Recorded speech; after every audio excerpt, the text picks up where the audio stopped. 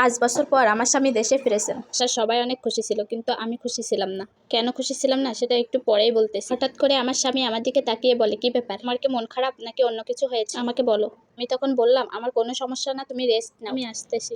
তো তার জন্য আমি যখন পানি নিয়ে যাচ্ছিলাম তখন আমার পায়ে একটু আঘাত ছিল, আমি একটু খুঁড়িয়ে খুঁড়িয়ে হাঁটছিলাম। এটা আমার হাজব্যান্ডের শোকে পড়ে। আমার স্বামী আমাকে সাথে সাথে ডেকে বলে, কি ব্যাপার, কি হয়েছে পায়ে? আমি তখন বললাম, তেমন কিছুই না, একটু ব্যথা পেয়েছি। তখন আমার স্বামী বলে, আচ্ছা আমি অনেক ক্লান্ত, আমি একটু ঘুমিয়ে নিই, তারপরে আমরা বিকালে একসাথে ঘুরতে যাব। এই বলে আমার হাজব্যান্ড ঘুমিয়ে যায়। সে ঠিক 3-4 ঘন্টা পরে উঠে আমাকে বলে, সুন্দর একটা নীল শাড়ি পরো, আমার সাথে ঘুরতে বের হবা, সাথে সুন্দর সুন্দর গহনাও পরবা। আমি তখন একটু হেসেই উত্তর দিলাম, আমি এসব কোথায় পাবো? আমার তো হাতে গোনা 2-3টা শাড়ি আর 2-3টা জামাই আছে, জামাগুলো আমি সবসময় বাসায় পরি। আমার স্বামী তখন একটু চেঁচিয়ে বলল, মজা করো না আমার সাথে, যেটা বলছি সেটাই করো।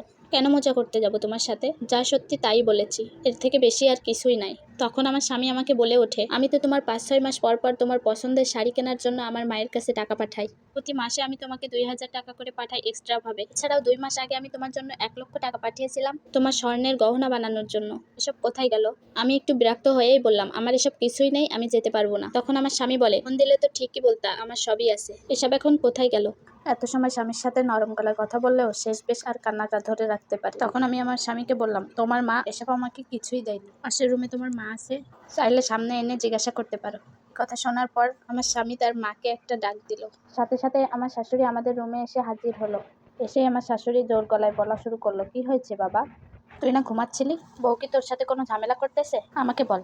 আমার স্বামী উল্টো তার মাকে জিজ্ঞাসা করলো, আমার বউয়ের শাড়ি কই, ওর স্বর্ণের জিনিস কই, ওকে যে এত জিনিস দিলাম এগুলো কোথায় গিয়েছে, ওর কোনো জামা কাপড় নেই কেন? আজকে আমি এতদিন পরে বাসায় এসেছি। মুহূর্তেই আমার শাশুড়ি চুপ হয়ে গেল, তার মধ্যে একটা কোনো কথা বের হচ্ছে। তখন আমার স্বামী বলে, কি হলো মা, উত্তর দাও। তখন আমি এক প্রকার বলেই উঠলাম, তোমার মা আর কি উত্তর দেবে, আমি সব বলতেছি, তুমি একটু শোনো। তুমি বিদেশে যাওয়ার পর তোমার মা আর তোমার বোন আমাকে অনেক কষ্ট দিয়েছে, যা বলার মতো না। কাজে যদি কখনো ভুল হতো, তোমার মা কখনো তোমার বোন সাথে সাথে আমার গায়ে হাত তুলতো। ওই যে তোমার বোনকে দেখতে পাচ্ছ, ও আমার থেকে ছোট, কিন্তু সাহস হয় কি করে ও আমার গায়ে হাত তোলার? আর বাকি রইল গহনা আর জামা কাপড়ের কথা। গত মাসে আমার জন্য যে টাকাটা পাঠিয়েছিলা, ওই টাকাটা দিয়ে তোমার বোন নতুন একটা আইফোন কিনেছে, পারলে জিজ্ঞাসা করে দেখো, সে তো সামনেই আছে। আর এই যে ঈদের সময় আসতো, প্রতিটা ঈদে ওই যে বাসা বাড়িতে যেসব মহিলারা কাপড় নিয়ে আসতো, ওই যে 200-300 টাকা দাম, ওখান থেকে আমাকে কিনে দিত। এত এত টাকা পেয়ে তারা বলতো, ইস আমার ভাই ইনকাম করছে, আমার ছেলে ইনকাম করছে, তোকে ঘরে বসে বসে খাওয়াবো।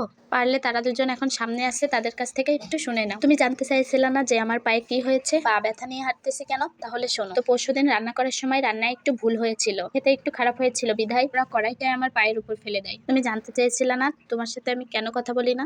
তোমার মা আর বোন আমাকে কথাই বলতে দিত না। সব কথা শোনার পরে আমার স্বামী তার মাকে জিজ্ঞাসা করে, মা, আমার বউজাস বলতেছে এটা কি সত্য?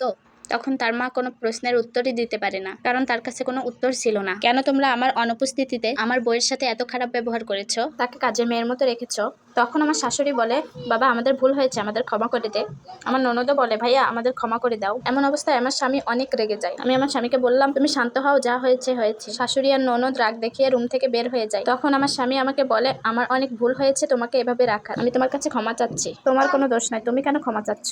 আমি স্ত্রী হিসেবে তোমার কাছে একটা জিনিসই চাইবো, তুমি কি রাখবা? আমার স্বামী বলে, কি বলো? তুমি আর কখনো বিদেশে যাবে না, যেটা হয় দেশেই থাকবা। আমি তখনই বললাম, কথা দিচ্ছি আমি আর কখনো বিদেশে যাব না। আমার স্বামী বলে উঠলে, অনেক হয়েছে, এখন চলো মার্কেটে যাবো, তোমার কি কি নাই আমাকে বলো, সবকিছু কিনে দেবো, আজকে অনেক ঘোরাফেরা করবো। আসলে যাদের স্বামী বিদেশে থাকে তাদের তো কষ্টের শেষ থাকে না, আর যদি শ্বশুর বাড়ির লোকজন এরকম হয় তাহলে তো কথাই নেই। যাই হোক, এটা আমার লাইফ স্টোরি না, অন্য এক আপুর লাইফ স্টোরি আপনাদের সঙ্গে বললাম।